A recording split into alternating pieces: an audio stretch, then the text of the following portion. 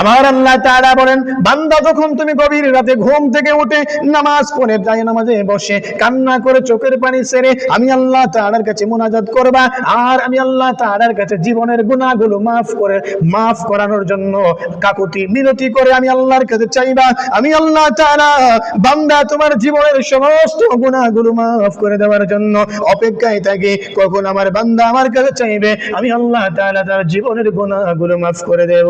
আমার ভাইয়েরা, আল্লাহ তাআলার কাছে যখন পাপিষ্ঠ কোন বান্দা কান্না করে আর চোখের পানি ছেড়ে গুনাহগুলোকে মাফ করার জন্য আল্লাহ তাআলার কাছে চায়, আল্লাহ তাআলা বান্দার জীবনের সমস্ত গুনাহগুলো মাফ করে দেয়। আবার আল্লাহ তাআলা বলেন, বান্দারে তোমাদের চোখের পানি আর তোমাদের নাকের আগায় আসার আগে আগে আমি আল্লাহ তোমাদের জীবনের গুনাহগুলো মাফ করে দেই। হে আমার দুনিয়ার মুসলমান ইমানদার আল্লাহর গোলামেরা, যখন আমরা কোনো অপরাধ করে ফেলি, পাপ করে ফেলি, অন্যায় করে ফেলি, শয়তানের ধোঁকায় পড়ে যখন কোনো অন্যায় করে সাথে সাথে যখন আমরা তওবা করে নিই, আল্লাহ তাআলা বলেন, বান্দা তোমাদের তওবার কারণে আমি আল্লাহ তোমাদের অতীতের জীবনের গুনাহগুলো মাফ করে দেই।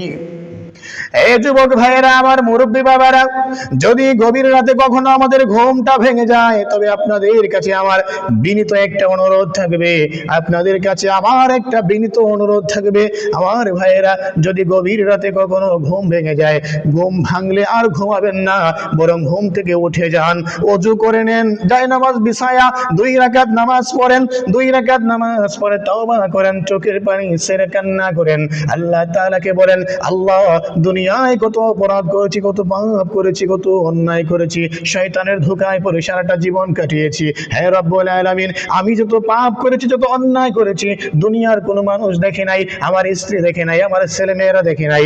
হে রব্বুল আলামিন, শুধু তুমি একমাত্র দেখেছো আমি কত অপরাধ করেছি, কত পাপ করেছি। আমার আল্লাহ তাআলা বলেন, বান্দা যখন তুমি গভীর রাতে ঘুম থেকে উঠে নামাজ পড়ে যায় নামাজে বসে কান্না করে চোখের পানি ছেড়ে আমি আল্লাহ তাআলার কাছে মুনাজাত করবা, আর আমি আল্লাহ তাআলার কাছে জীবনের গুনাহগুলো মাফ করানোর জন্য কাকুতি মিনতি করে আমি আল্লাহর কাছে চাইবা, আমি আল্লাহ তাআলা বান্দা তোমার জীবনের সমস্ত গুনাহগুলো মাফ করে দেওয়ার জন্য অপেক্ষায় থাকি কখন আমার বান্দা আমার কাছে চাইবে, আমি আল্লাহ তাআলা তার জীবনের গুনাহগুলো মাফ করে দেব। এ আমার পাপিষ্ঠ বান্দারা, তোমরা আমার রহমত থেকে নিরাশ হয়ে না, কারণ আমার রহমতটা আমার আযাব থেকে অনেক বেশি দামি, অনেক বেশি দামি এবং অনেক বেশি শক্তিশালী। আমার রহমতের ভান্ডার অনেক বেশি, আমি আল্লাহ তাআলা তোমাদের জন্য আমার সেই রহমতের ভান্ডার নিয়ে বসে থাকি।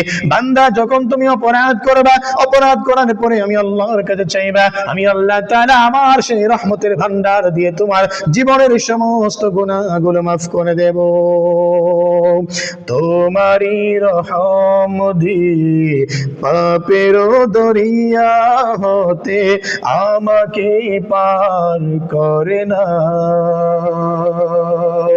রহম বাড়ি দিয়ে হৃদয় মনটাকে ধুয়ে মুছে সাফ করে দাও, পাপী বলে মোরে দিও না টেনে দূরে, ক্ষমা যদি না করো যাব কোথা কোন সে দুয়ারে,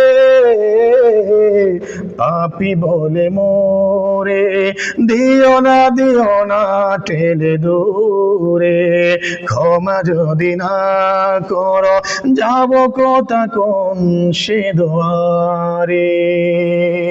আমার ভাইরা, আল্লাহ তাআলার কাছে কান্না করে মুনাজাত করে চোখের পানি ছেড়ে আল্লাহর কাছে চাইলে, ক্ষমা মাফ করার জন্য আল্লাহর কাছে চাইলে, আল্লাহ তাআলা বলেন, বান্দা তুমি তো আমার কাছে আসা ছাড়া আর কোথাও যাওয়ার কোনো জায়গা নাই, তুমি তো আমি আল্লাহ তাআলা ছাড়া আর কারো কাছে যাইতে পারবে না, তোমার গুনাহগুলো আর কেউ মাফ করতে পারবে না, আর আমি আল্লাহ তাআলার কাছে যখন তুমি ফিরে আসো, আমি আল্লাহ তাআলা বড় খুশি হয়ে তোমার গুনাহগুলোকে মাফ করে দেই।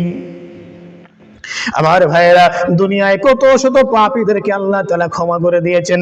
পাকিস্তানের জুনায়েদ জমশেদ অনেক বড় একজন সিঙ্গার ছিলেন, পাকিস্তানের অনেক বড় একজন সিঙ্গার ছিলেন, গায়ক ছিলেন। কত সুন্দর কণ্ঠ ছিল, কত জনপ্রিয়তা ছিল, কত শান শৌকত ছিল। অর্থের কোনো অভাব ছিল না, ধন সম্পদের কোনো অভাব ছিল না, প্রাচুর্যের কোনো অভাব ছিল না, সুনাম সুখ্যাতির কোনো অভাব ছিল না। হঠাৎ করে কোনো এক সময় আল্লাহ তাআলার কথা মনে হয়ে গেল, দিনের কথা মনে হয়ে গেল, মৃত্যুর কথা মনে হয়ে গেল। আমি যেই পথে আছি সেটা ভুল পথ, আমি যেই পথে আছি সেটা সঠিক পথ নয়, সেটা শয়তানের পথ। এই পথে যদি আমি চলতে থাকি তাহলে আল্লাহকে পাওয়া যাবে না। এই পথে চলতে থাকলে আমার ঠিকানা জাহান্নাম ছাড়া জান্নাত হবে না, আমি কখনো জান্নাতের মুখ দেখতে পারবো না।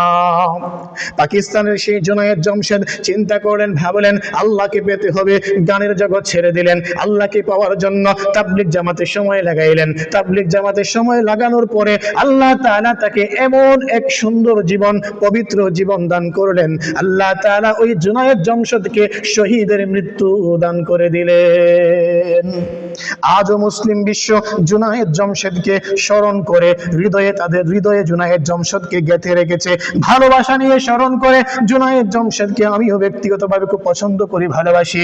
জুনায়েদ জমশেদ যখন পাপের জগৎ ছেড়ে এসেছিলেন, পাপের জগৎ ছেড়ে এসে নিজে একটা ইসলামী সঙ্গীত লিখেছিলেন। খোদাওয়ান্দা তেরা বান্দা ও দুনিয়া ছোর আয়া হো, খোদাওয়ান্দা তেরা বান্দা ও দুনিয়া ছোর আয়া হো। আল্লাহ, আমি তোমার বান্দা, পাপের জগৎ ছেড়ে তোমাকে পাওয়ার জন্য চলে এসেছি। আল্লাহ, তুমি আমাকে কবুল করে নিও।